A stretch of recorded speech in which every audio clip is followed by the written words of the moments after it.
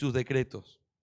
Nos encontramos estudiando el capítulo 2 de la Confesión Bautista de Fe de 1689 y nos hemos propuesto hacer una introducción a esta doctrina de Dios. Esta doctrina es tan amplia e importante que no podríamos no considerar algunos de los detalles y enseñanzas que fueron considerados en nuestro módulo anterior. Sin embargo, por causa del propósito de nuestro programa de formación teológica y pastoral de la Escuela Pastoral, necesitamos hacer énfasis en ciertos aspectos más que en otros. Aunque este módulo es la exposición de la doctrina de Dios, va a estar centrado en la doctrina de la soberanía de Dios.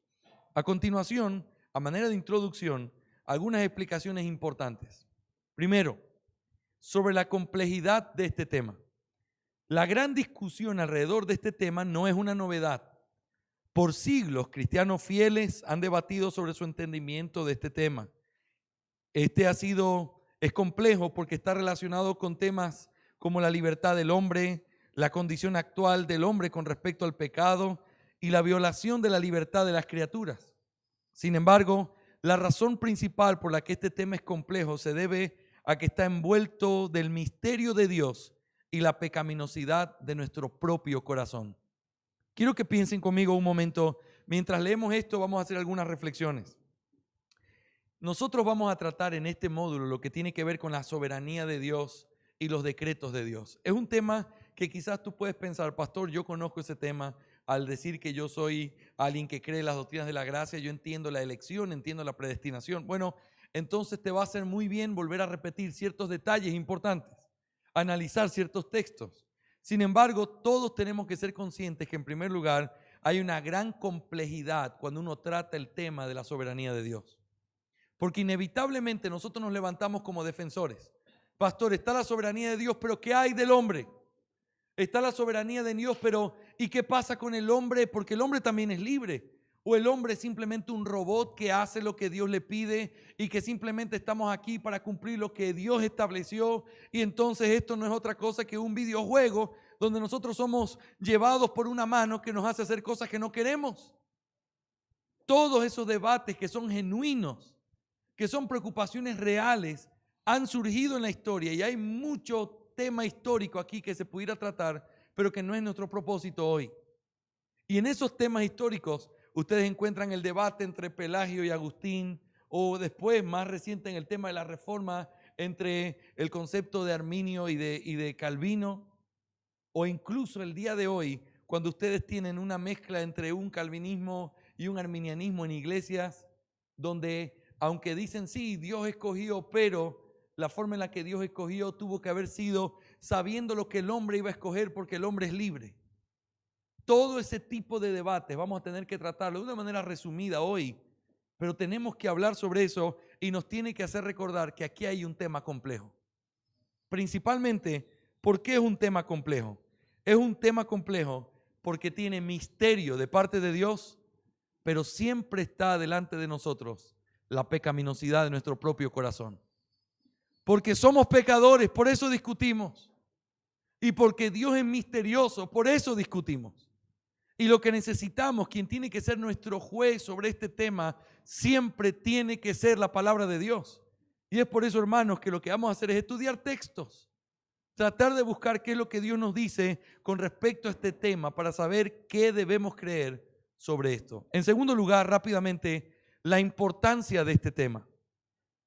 En primera instancia, la importancia de este tema se debe a que se trata de la naturaleza de Dios. Estamos hablando de que Dios es soberano.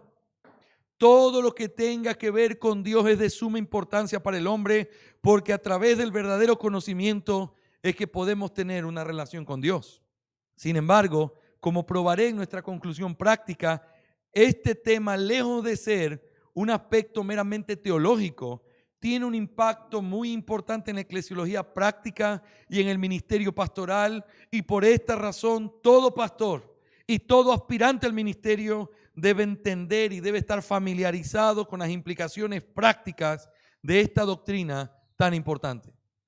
¿Por qué estudiarla? ¿Por qué es importante? ¿Y por qué es importante, pastor? Es importante porque estamos hablando de Dios.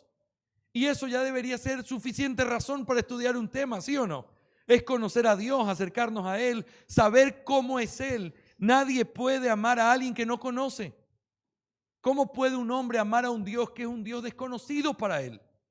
¿Cómo puede alguien amar a un Dios que simplemente no es un Dios que yo entiendo cómo Él es porque no lo veo a través de la Escritura? Pero al mirarlo a través de la Escritura, entonces tú tienes a un Dios que se ha querido revelar y al conocerlo como Él se revela, tú puedes tener una relación verdadera con Él. Pero no solo es eso. Si eso no fuera suficiente, lo cual sería imposible, aún hay más razones por las cuales este tema es importante. Hermanos, cómo usted hace las cosas en la iglesia depende de cómo es su teología.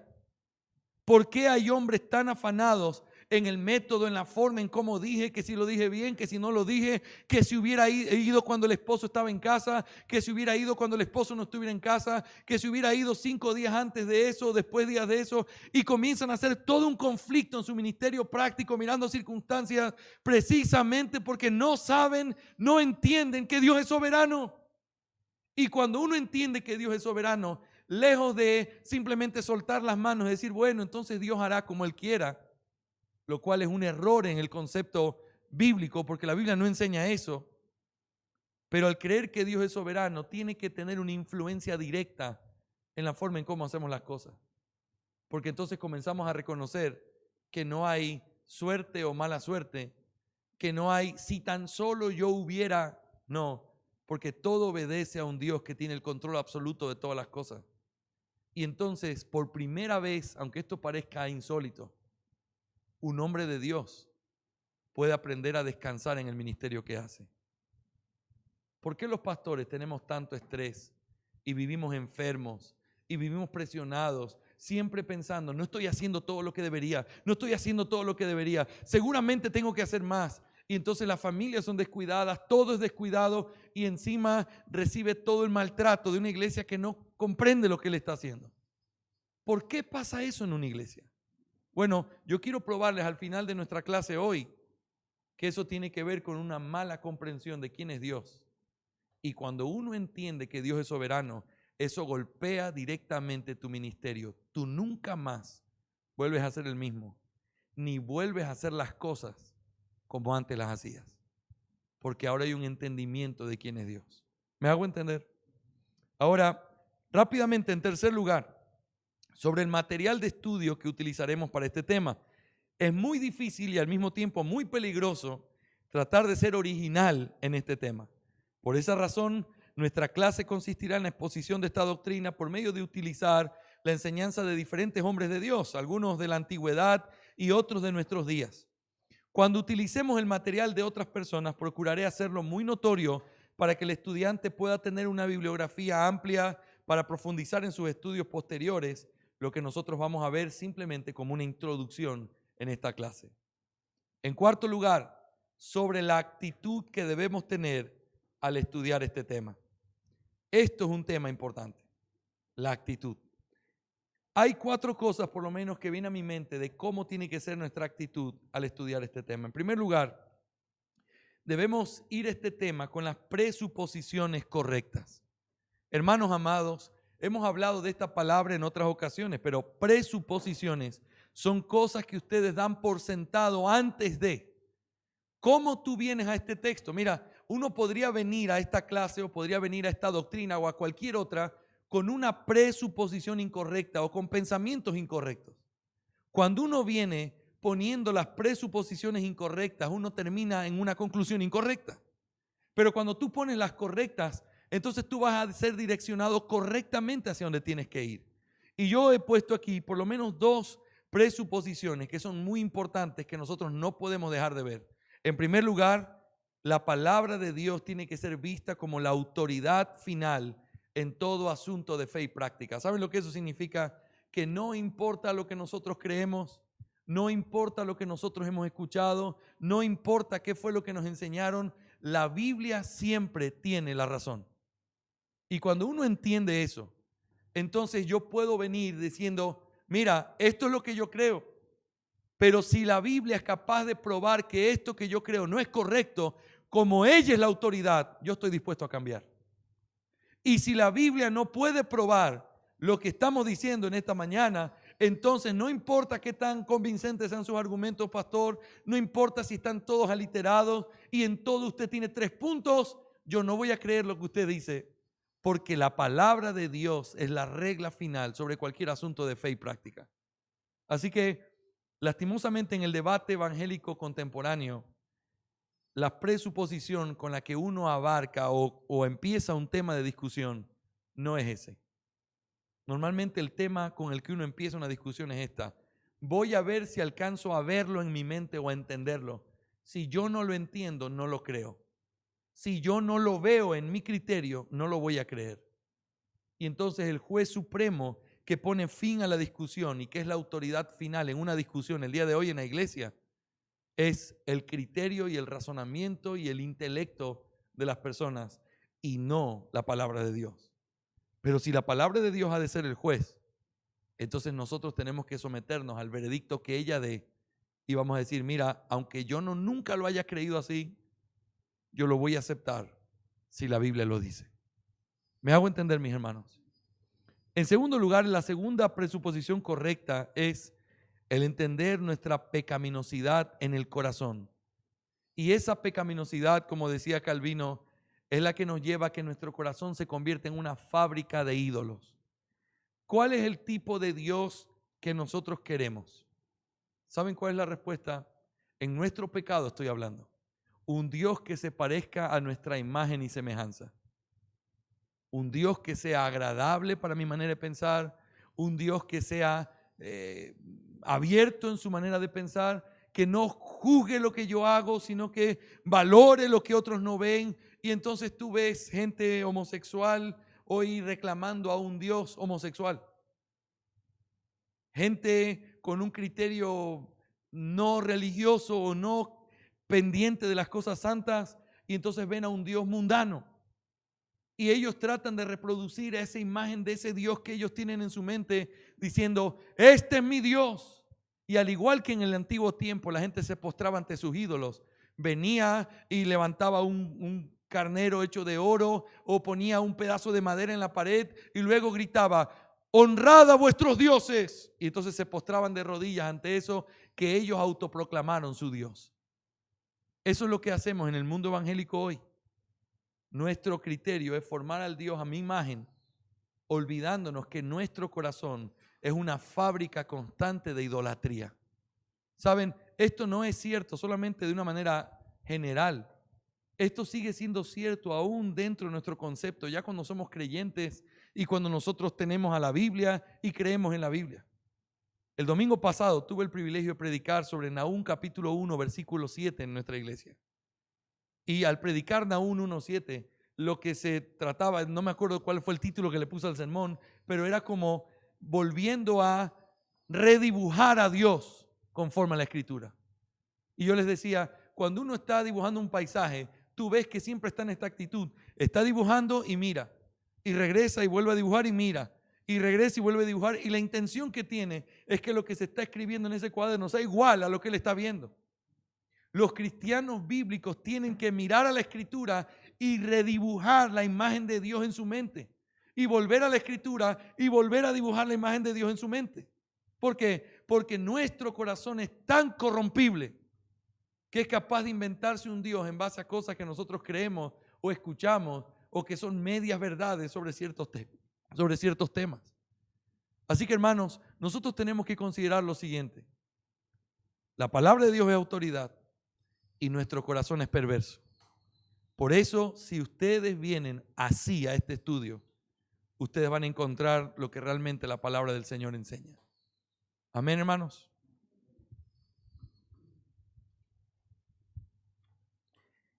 En segundo lugar, también no solamente con las presuposiciones correctas, sino también con la disposición correcta.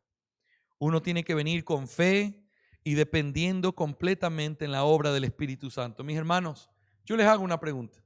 Piensen en los debates teológicos que ustedes han tenido en algún momento de su vida. Quizás ustedes vinieron siendo carismáticos o vinieron de un contexto donde creían que la salvación se perdía o creían cualquier cosa. Vamos a pensar cualquier cosa que creíamos en el pasado. ¿Ok?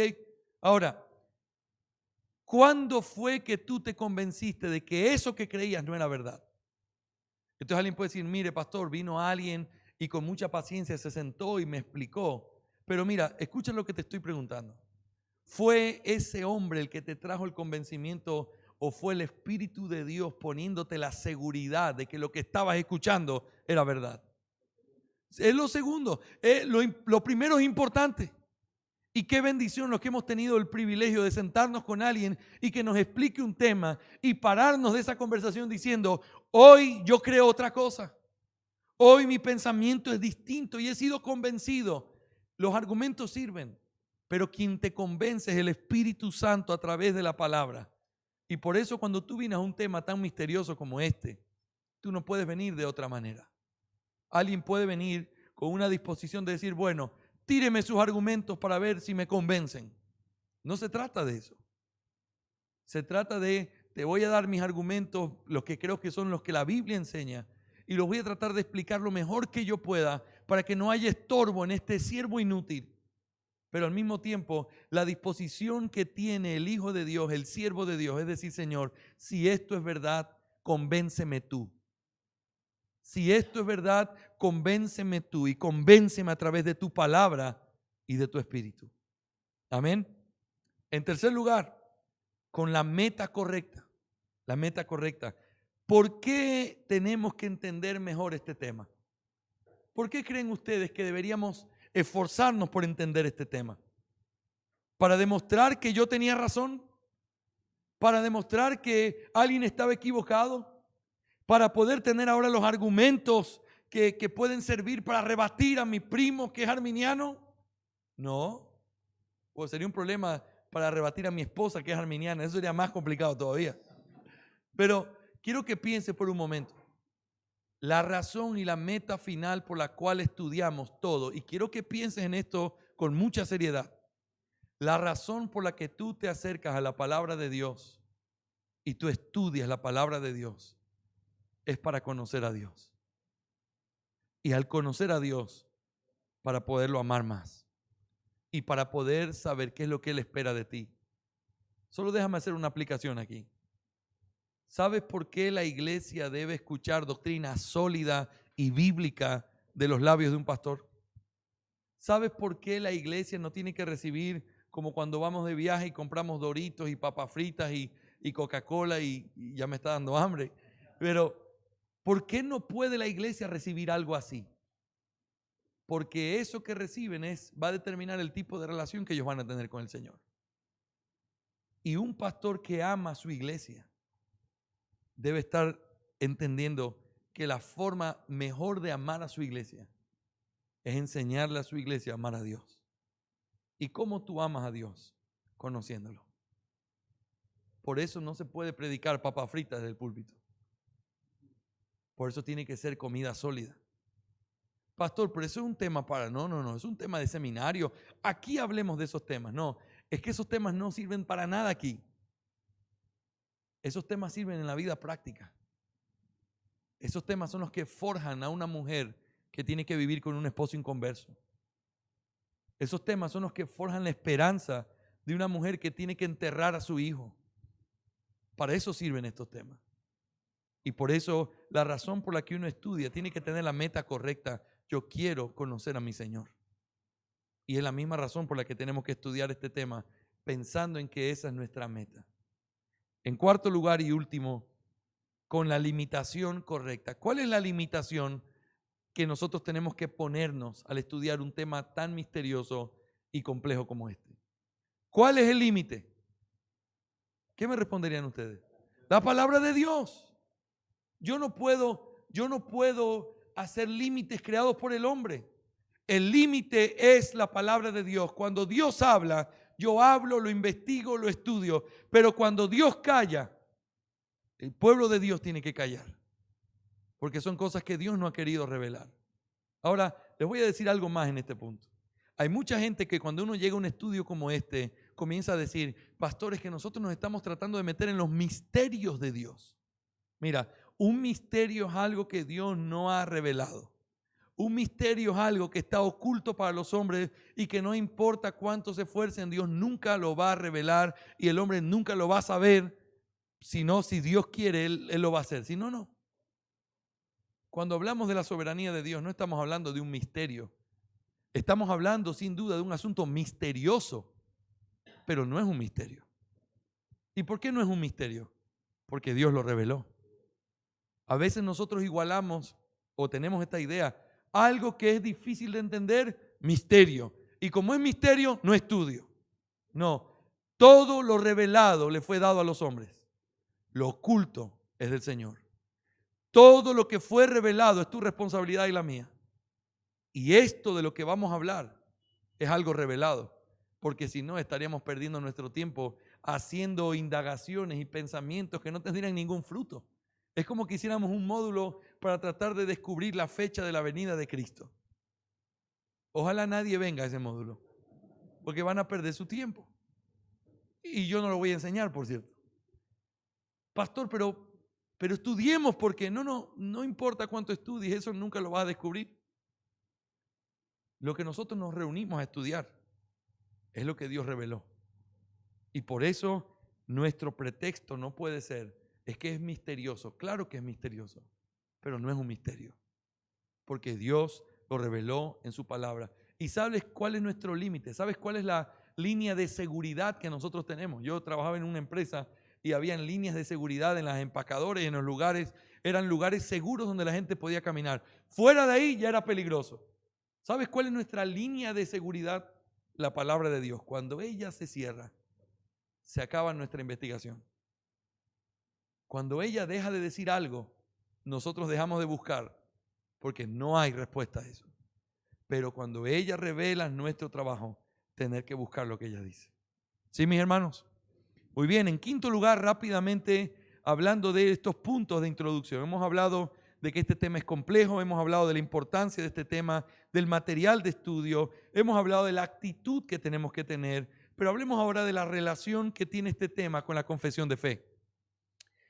Aunque vamos a utilizar la confesión de fe para exponer esta doctrina, es necesario entender que la doctrina de la soberanía de Dios y su decreto se encuentra claramente presentado en ella. En primer lugar, hay por lo menos dos cosas importantes que yo noto aquí con respecto a la confesión de fe. Y esto es lo primero.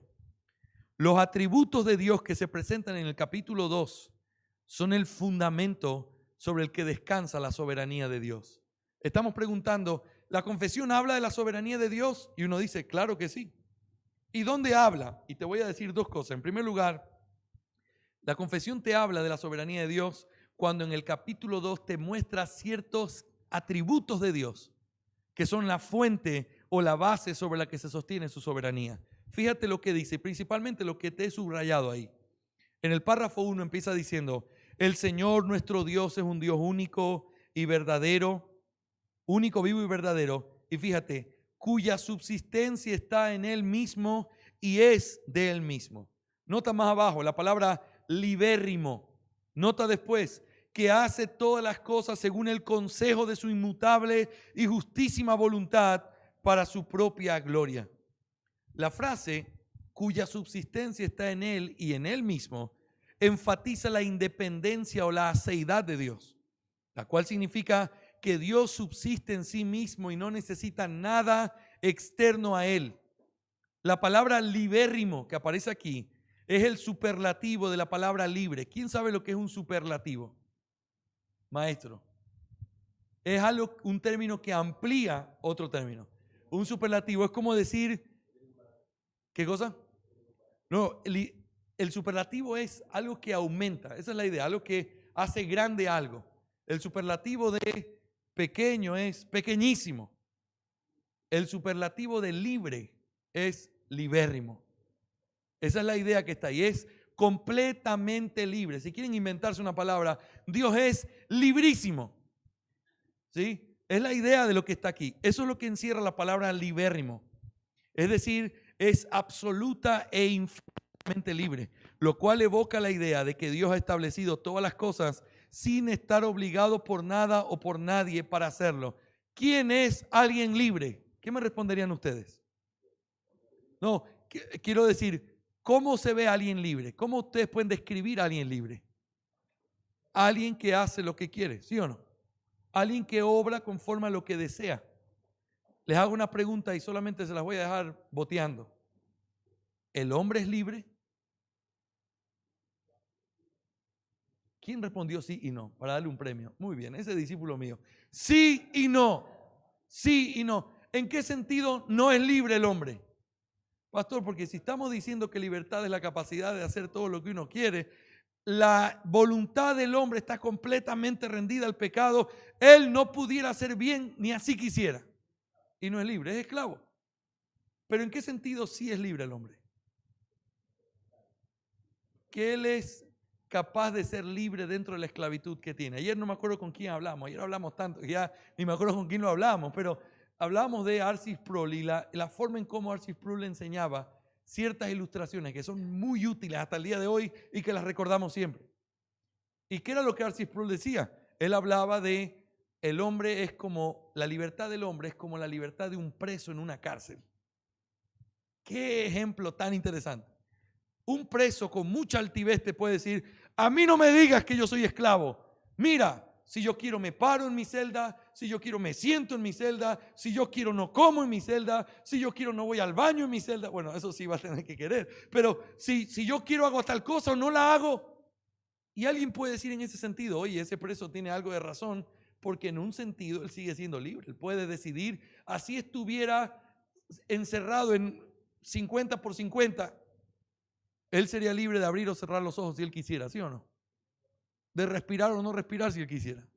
Ahora, el punto es, pero él es esclavo porque él no tiene la capacidad de salir de los límites en donde él se encuentra encerrado. Aunque es libre ahí adentro, él no es libre para salir de ahí. Y eso es lo que es el hombre. El hombre no es libérrimo. El hombre tiene voluntad, pero su voluntad está cautiva por el pecado. Eso solo era un comercial. Muy bien.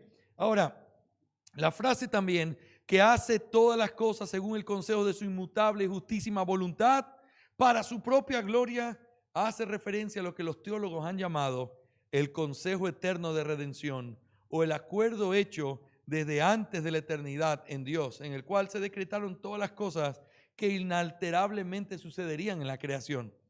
Lo importante de este énfasis es que es evidente que por el hecho de que fue decretado todo antes de existir, nada influyó a Dios para decidir lo que decidió, porque no existía nada cuando Él lo hizo. ¿Quién influenció a Dios para hacer las cosas como las hizo? ¿Cuál es la respuesta? ¿Por qué nadie? Porque nadie existía. ¿Cuál es la prueba más sencilla de saber que Dios es absolutamente libre y que las cosas que Él ha escogido las ha escogido porque Él ha querido sin ser influenciado por nada, y entre paréntesis, por nada que vio que los hombres iban a hacer? Por nada. Es precisamente porque nada existía cuando Él decidió cómo iban a hacer todas las cosas. Él es absolutamente libre. Él es y hace todas las cosas conforme a lo que Él ha establecido. Ahora, noten también en el capítulo 2, hablando de lo mismo, también se subraya esta frase. Él es la única fuente de todo ser, de quién, por quién y para quién son todas las cosas, teniendo sobre todas las criaturas el más soberano dominio para hacer mediante ellas, para ellas y sobre ellas todo lo que le agrade. El énfasis de nuestro tema se encuentra en las palabras, toda esa frase que leímos, las cuales enfatizan que, en primer lugar, Él es la fuente originadora de todo lo que existe. Él es la única fuente de todo ser. Él es el origen. En segundo lugar, Él es el fin supremo de todo lo que existe, porque todo fue creado para Él. Y Él también es el Señor soberano de todo lo que existe, porque dice que Él tiene el dominio soberano para hacer mediante sus criaturas, para sus criaturas y sobre sus criaturas lo que a Él le agrade. El concepto de soberanía se describe aquí como tener el dominio para hacer mediante ellas, para ellas y sobre ellas todo lo que le agrade. Así que, en primer lugar, hemos visto en la confesión de fe aparece el tema de la soberanía de Dios, mostrado a través del capítulo 2, párrafos 2, 1 y 2, donde se ven los atributos de Dios, que sobre ellos descansa la soberanía de Dios. Pero en segundo lugar, el capítulo 3 de la confesión de fe se dedica al tema del decreto de Dios. Siguiendo el bosquejo del Dr. Waldron, Este capítulo puede ser dividido en dos partes, los cuales constituyen el contenido de esta doctrina. El párrafo 1 y el párrafo 2 hablan del decreto general de todos los acontecimientos. Y los párrafos 3 al 7 hablan del decreto específico de la predestinación para vida. Fíjense, 1 y 2, el decreto en un sentido general. Del 3 al 7, el decreto en un sentido específico. Y cuando hablamos de específico, habla de salvación. Voy a leer lo que dice el párrafo, los 7 párrafos del capítulo 3, y les pido que presten mucha atención porque aquí se revela lo que nosotros vamos a estudiar en esta clase de manera resumida, pero aquí se revela lo que creemos con respecto al decreto. Noten la división que hicimos. Párrafos 1 y 2 hablan del decreto general, es decir, todas las cosas de manera general. El párrafo 1 dice: Dios, desde toda la eternidad y por el sapientísimo y santísimo consejo de su propia voluntad, ha decretado en sí mismo libre e inalterablemente todas las cosas, todo lo que sucede. Sin embargo, de tal manera que por ello Dios ni es autor del pecado, ni tiene comunión con nadie en el mismo, ni se hace violencia a la voluntad de la criatura, ni se quita la libertad o la contingencia de las causas secundarias, sino que más bien se las establece, en lo cual se manifiesta su sabiduría en disponer todas las cosas y su poder y fidelidad en efectuar su decreto. Solamente algunos comentarios rápidos porque vamos a estudiar esto más adelante. Pero miren estos comentarios. Dios ha decretado por Él mismo y de una manera inalterable y libre. La palabra libre, ¿qué evoca ahí? No es porque vio algo o no es porque fue movido por algo. Dios lo hizo porque Él quiso. ¿Y qué fue lo que hizo? Él decretó todas las cosas, todo lo que sucede. Les hago una pregunta. Según esta declaración confesional, ¿qué se escapa o qué está fuera del decreto de Dios? Nada. Cuando dice todas las cosas, incluye todo. Ahora, aquí surge inevitablemente un problema. Si estamos hablando de todas las cosas, muy bien, explíqueme entonces el pecado. ¿Dios decretó el pecado? Pero si Dios es justo, Dios es santo, Dios no tiene ninguna comunión con el pecado, ¿cómo puede ser que el pecado sea decretado por Él? Bueno, el pecado fue decretado por Dios porque nada está fuera de su decreto. Sin embargo, hay una aclaración que la confesión hace. Pero por eso, por el hecho de que Dios lo haya decretado, Él no es ni el autor ni tiene ningún tipo de comunión con nadie a través del pecado. Dios lo decreta. Y vamos a leer brevemente sobre eso. Dios lo decreta, pero Él no participa ni es el autor del pecado. Y la otra cosa que surge es, muy bien, si Dios tiene entonces ya decretado todas las cosas, yo tengo otra pregunta y otro problema. ¿Y cuál es ese problema? Entonces, ¿qué son los hombres? Entonces, ¿qué son las criaturas? ¿Marionetas? Entonces, ¿de qué estamos hablando? Si Él decretó todo, entonces, ¿dónde está la libertad? Es una pregunta que surge muy importante que también vamos a tener que responder. La respuesta que da la confesión de fe es: Él no violenta la voluntad de la criatura. Él no hace violencia. Y esto es lo que constituye el elemento misterioso de esto. Dios ha decretado todo y al mismo tiempo Dios le ha dado libertad a la criatura. ¿Para qué? Para que la criatura haga conforme a su propia naturaleza. Y cuando la criatura obra, vamos a ver pasajes bíblicos que se nos muestra, aún en la libertad de los hombres, incluso una libertad pecaminosa de los hombres, se termina cumpliendo el plan y el decreto soberano del Señor. ¿Dónde vemos eso? Bueno, el ejemplo más importante de todos es en nuestro Señor Jesucristo. Dios había decretado desde antes de la fundación del mundo que su Hijo muriera en la cruz, ¿sí o no? ¿Sí o no? Pero entonces Dios obligó a Poncio Pilato, a los romanos y a todos los judíos a que entregaran a Jesús y lo mataran. No. ¿Por qué lo hicieron? Fue por su propia libertad pecaminosa. La razón que ellos hayan tenido es una razón que descansa sobre ellos, de la cual ellos son responsables, pero al mismo tiempo la soberanía de Dios es tan absoluta y su decreto permea todo el concepto del mundo, que aún los actos libres de los hombres son parte de su decreto.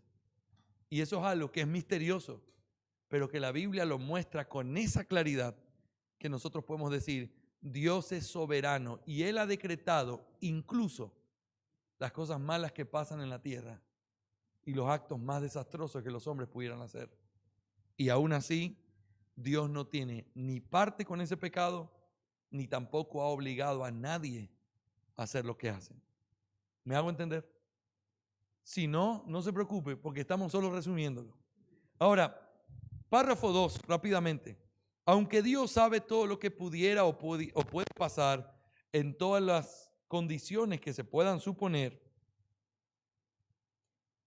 sin embargo, nada ha decretado porque lo viera como futuro o como aquello que había de suceder en dichas condiciones.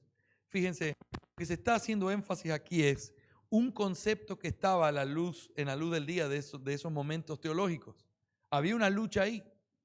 Y lo que ellos estaban diciendo es, mira, para poder encontrar el equilibrio entre lo que Dios ha dicho y lo que el hombre hace, sobre todo en la salvación, nosotros necesitamos explicar esto. Dios decretó, eso es cierto, y Dios escogió hombres para salvación, eso es cierto, pero esperen un momento. Dios lo hizo porque Dios sabía quiénes eran los que iban a creer. Y como Él sabía quiénes iban a creer voluntariamente, entonces Él los escogió para que ellos sean los escogidos. Ese concepto trata neciamente, de una manera superficial, resolver el problema de Dios es el soberano que decreta y al mismo tiempo el hombre es libre para decidir lo que quiere. Entonces, lo que la confesión hace aquí es tratar de mostrar, señores, Dios sabe todo lo que pudiera pasar en todas las condiciones que se pudieran suponer. ¿Saben qué ejemplo cita aquí la confesión de fe? Cuando dice, oh Corazín y Betsaida, si en Sodoma se hubieran hecho las cosas que... Espérate, Señor, pero Sodoma fue destruida. Tú estás viendo como cuando vemos una película se abre otra dimensión. En esa dimensión Él está hablando o está diciendo que si se hubieran hecho las obras que se hicieron aquí, ahí no hubiera pasado lo que pasó. Espérate, Señor, espérate un momento. O sea que tú sabes lo que hubiera pasado si es que no se hubieran hecho las cosas como se hicieron. O sea que tú sabes lo que hubiera pasado en todas las posibilidades, perdón la redundancia, posibles de que algo pudiera suceder, y la respuesta es sí. Y aun cuando su conocimiento es tan amplio y tan profundo, aún así, Él nunca decretó nada, porque Él lo sabía como un espectador que sabe. Él decretó todo porque Él ha querido. No es porque Él vio, no es porque Él sabía lo que iba a suceder. Las cosas van a suceder como van a suceder porque Él así determinó que sucedieran. Una vez escuché una ilustración, no sé si fue Sproul, cuidado, capaz que es Sproul el que dijo eso, en el sentido bueno. Él decía, es como cuando alguien tiene las llaves y te dicen, oye, ¿has visto las llaves del carro? Y tú dices, ¿las llaves del carro? Ah, sí, sí. Mira, anda a mi oficina, abre la primera gaveta y ahí están las llaves. Y tú le preguntas a esa persona, oye, ¿y cómo tú sabías que las llaves estaban ahí? Te puede decir, bueno, porque yo vi cuando la señora que limpia agarró las llaves y las puso ahí. O puede decir, porque yo las puse ahí. Entonces la pregunta es, ¿cómo es que Dios sabe todas las cosas? Porque Él estaba sentado y así como en esta ilustración, es como el que vio que la señora que limpia puso las llaves ahí.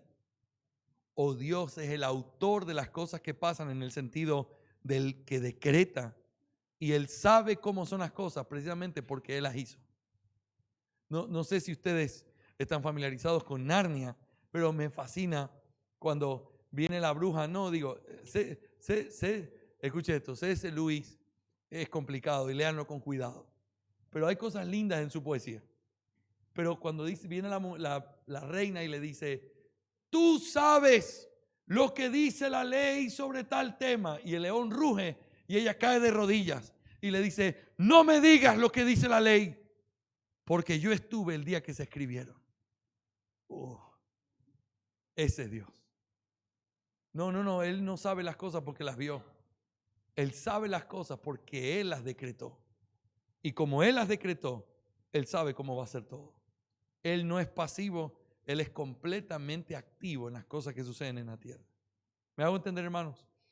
Tercer párrafo dice, por el decreto de Dios para la manifestación de su gloria, algunos hombres y ángeles son predestinados o preordenados a vida eterna por medio de Jesucristo para alabanza de su gloria, de la gloria de su gracia, y a otros se les deja actuar en su pecado para su justa condenación, para alabanza de la gloria de su justicia. Lo que ustedes encuentran en este párrafo es precisamente el cambio de el decreto general que tenía que ver con que todas las cosas y todas las personas y todos los acontecimientos están bajo el decreto de Dios.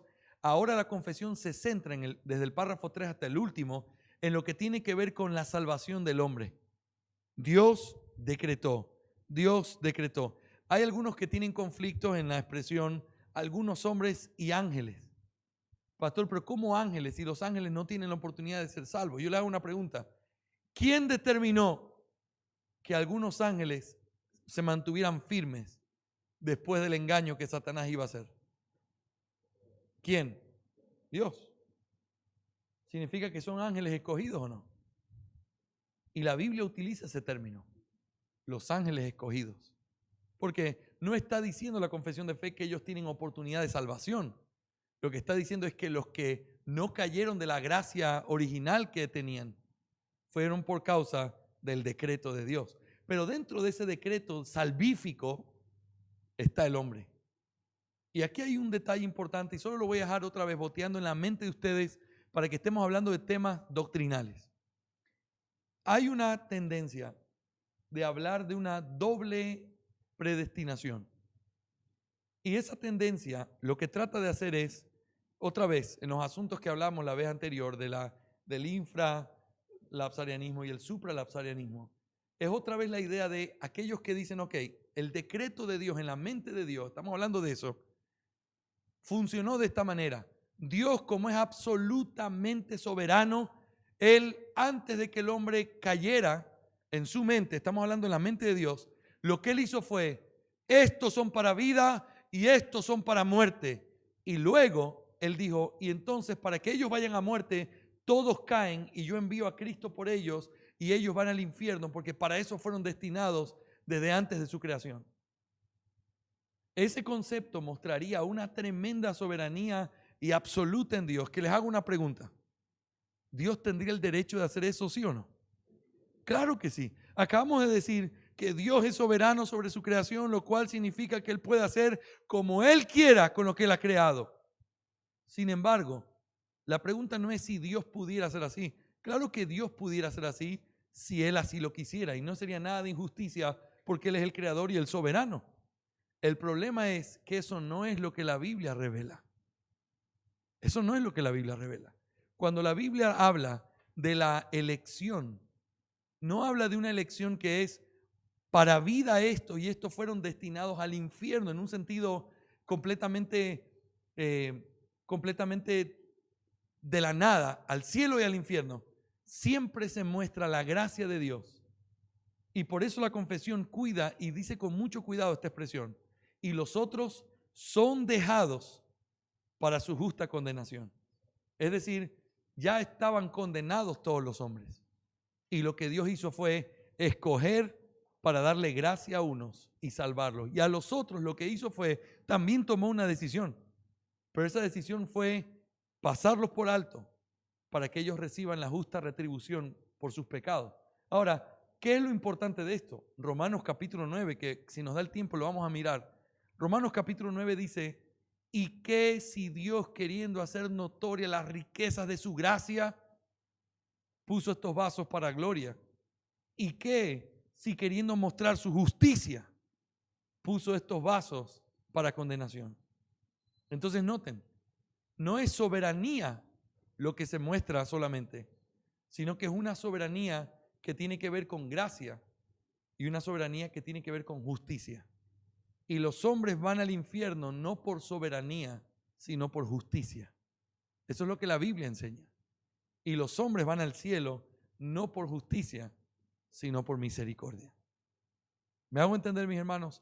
Es un asunto teológico serio que hay que echarle cabeza. Solo quiero que sepan que está ahí y que lo que se escribió para que nosotros podamos saber que ese era el contexto que estaba sucediendo en esos días. Nosotros creemos en un Dios soberano, absolutamente soberano, pero aún su soberanía no tiene que tratar de ser defendida por los hombres. Él es soberano. Nuestro entendimiento tiene que ser en cómo es su soberanía a la luz de lo que Él reveló en su palabra. Y aunque Él es absolutamente soberano, Él no condena a los hombres porque es soberano solamente. Él mostró su soberanía al mostrar gracia, en que siendo el juez y el dueño de todo, Él quiso darle misericordia a los que no lo merecían. ¿Me hago entender, mis hermanos? Muy bien, rápidamente. Párrafo 4. Estos ángeles y hombres así predestinados y preordenados están designados particularmente e inalterablemente, y su número es tan cierto y definido que no se puede ni aumentar ni disminuir. ¿Qué creen ustedes que significa este párrafo?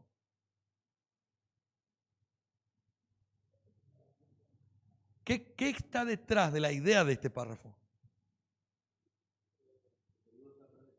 ¿Qué cosa? No. La idea que está detrás de este párrafo tiene que ver con Dios. Tiene que ver en primer lugar con su inmutabilidad. Dios sigue aumentando en el proceso.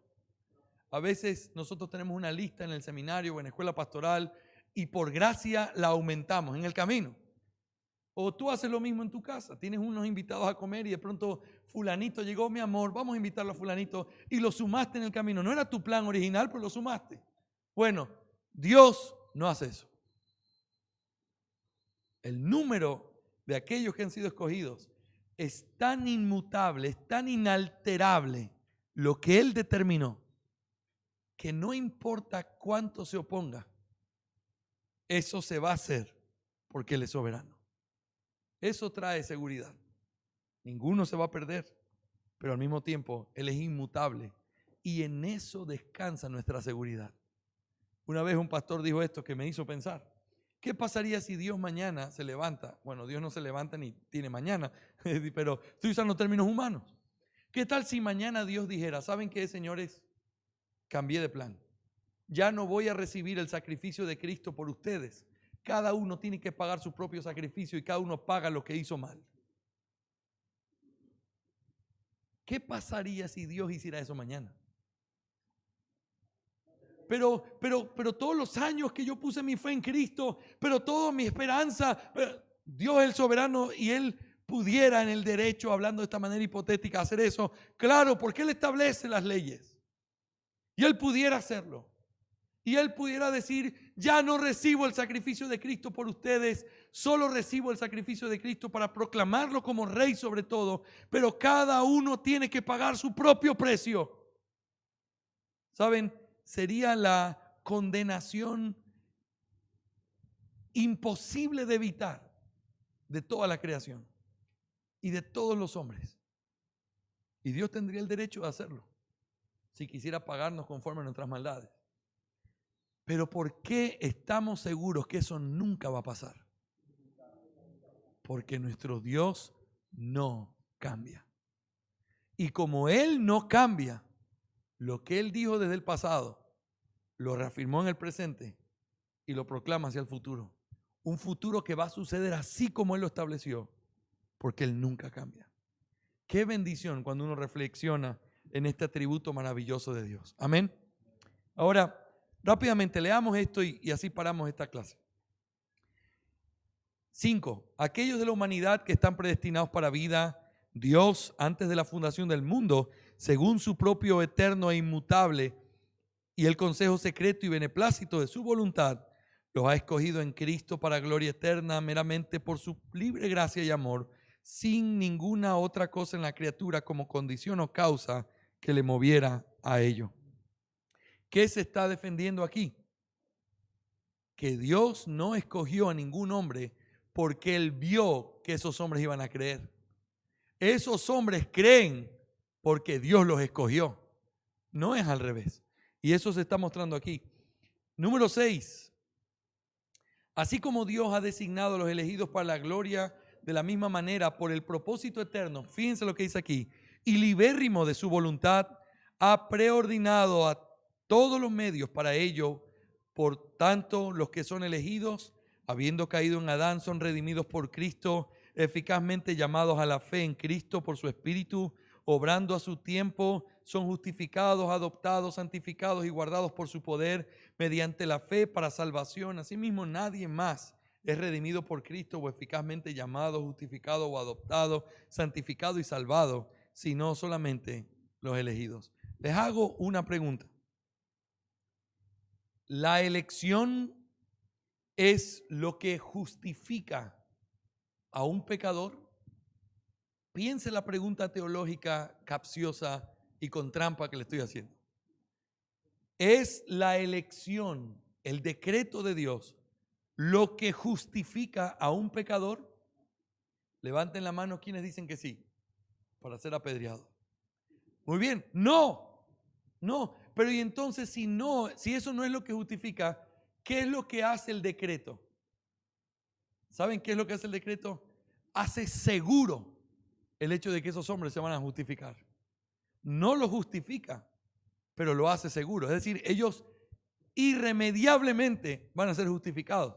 Lo que justifica al pecador es el sacrificio de Cristo en la cruz, aplicado a su vida a través del poder del Espíritu, a través de la fe y el arrepentimiento. ¿Me hago entender? Lo que hace el decreto es asegurar que quienes fueron elegidos para salvación van a ser salvados, lo cual significa que Dios no solamente decreta que van a ser salvados, sino cómo van a ser salvados, el día que van a ser salvados y cuáles son los medios ordinarios que Él estableció para ser salvados. Piensa por un momento conmigo. La salvación no solamente es algo que Dios ordenó desde antes de la fundación del mundo. El hecho de cómo tú ibas a conocer al Señor, en qué circunstancias de tu vida, quién se iba a acercar a tu vida y te iba a predicar el evangelio, el folleto que te ibas a encontrar en el piso y viste una dirección y fuiste a una iglesia, el día que alguien predicó la palabra, aún eso fue preordenado por Dios.